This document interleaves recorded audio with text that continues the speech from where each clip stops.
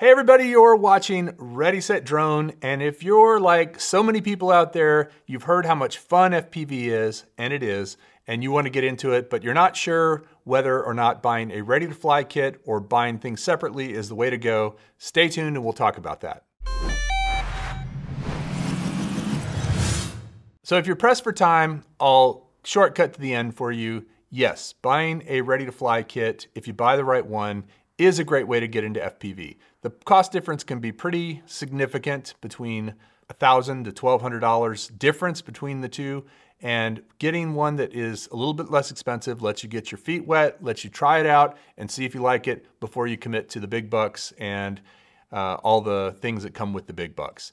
But right now we're gonna talk specifically about the EMAX TinyHawk 3 Plus HD. It's quite a mouthful. It's this little guy right here. It comes in a ready-to-fly kit with everything you need in one box, and it's about 500 bucks, which is significantly less than if you pay for a digital system or even a higher-end quad with an analog or an HD0 system. Now, we've already done a review of this, so this is not a review of this quad. This is more of a recommendation to say, if you're getting into FPV and you don't have a lot of money to spend, you have around 500 bucks for the whole thing, this is a great place to start. We've been flying this little quad for a few months now, and it has held up to the test of time. Oh, dude! You did it! Did it go through? I think so. Wow, okay. It isn't the best by any means, but if you want to fly outdoors and do freestyle and do flips and be able to go through small gaps on a sub 250 quad, that means less than 250 grams, this is really a great way to go. This thing comes with the goggles, comes with the remote, and comes with batteries. We bought some aftermarket batteries, and the overall cost is very reasonable for this entire setup. But where they save money and where they keep the cost down is the controller and the goggles. These are not the best controller and goggles. This drone itself, the TinyHawk 3 HD Freestyle, is actually a pretty great little drone. It flies like a beast. It really does pretty well. Doesn't do great in a lot of wind, but if you're flying in an outdoor area that has plenty of space, and even a smaller outdoor area, you can rip with this thing. So you're getting a good quality drone, but what you're getting that isn't as good a quality are the goggles and the controller. But the good news is these can both be replaced with a better pair of goggles and a better controller. The reason is the protocols they're using. ELRS is the protocol for this controller, but it's also a protocol that is used in many higher-end controllers. So if you want to replace this with a better controller that you can bind to any ELRS quad, you can do that pretty easily.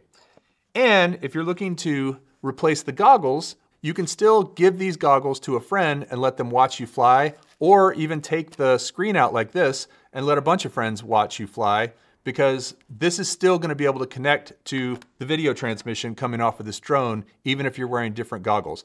As long as you're on the same channel, anybody with an HD0 pair of goggles or monitor can view what's coming off of this drone. So that's great if you want to let your friends watch you fly and try it out before they actually take the sticks.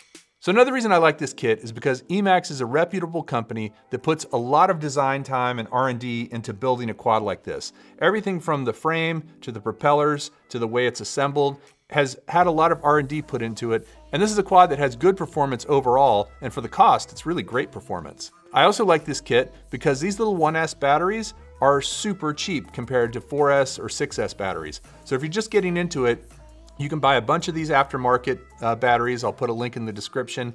And you can either buy EMAX ones or you can buy these less expensive aftermarket ones. And they work great with it.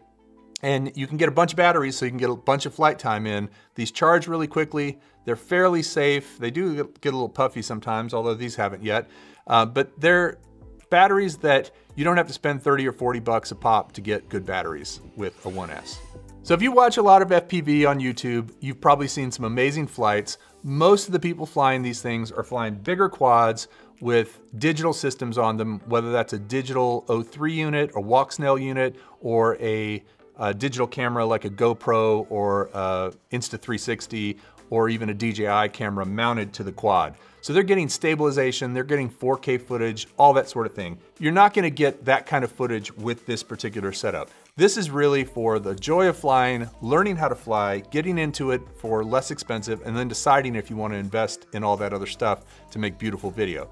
But if you just want to learn how to fly and get good at it, this is really a great way to go. And I'd say 500 bucks for the kit, and then spend another 100 on batteries, you're good to go, and you're gonna be able to fly a lot and get really good at ripping, just like Chris Waters. We're also gonna make a video about the trade-offs between a budget kit like this and a higher end setup. But for now, if you're hesitating about getting into FPV because of the cost, and you do have $500 or $600 laying around, this is definitely a good way to start. It's not gonna give you the clearest picture, but it's a ton of fun to fly. It's very flyable. It's sub 250, so you don't have to register it. And I really recommend it as a great place to start flying FPV. So let us know what you think about ready to fly kits like this one, especially the TinyHawk. The TinyHawk has a long legacy. It's literally been around since the very first Tiny Whoops were around several years back, and they've been building on that. Now this is not an indoor flyer, by the way. This is definitely designed for flying outdoors because it has unguarded propellers, and also the power to weight ratio on this thing is pretty insane. It actually doesn't have a lot of power, but the power it has gives it a lot of kick because it doesn't weigh very much. So don't try to fly this indoors if you're just starting out, because you'll probably go into the ceiling. Or don't take off from under a tree, because you'll probably go into the tree. Get in a big open area, try it out, have some fun, learn how to fly, and then if you're ready, go out and invest some more money in a bigger, better FPV kit. I hope you liked this video. Let us know what you think in the comments below, and we'll be doing more videos about FPV for beginners. Thanks a lot for watching. We'll see you next time on Ready, Set, Drone.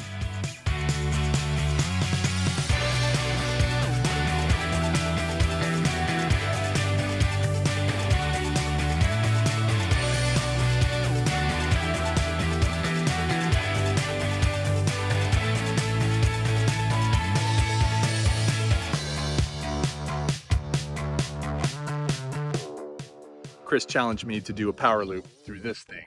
We don't even know what this thing is, but we're gonna give it a try. So let's go.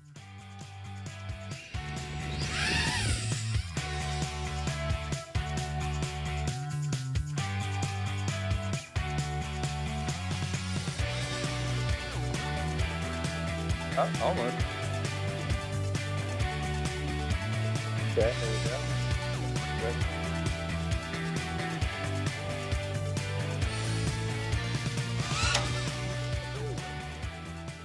Into the sand. Into the sand.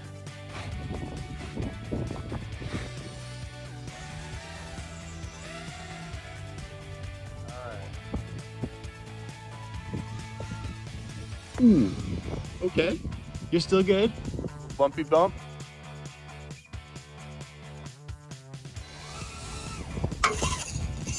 Ooh. That's kind of sus. A little rusty.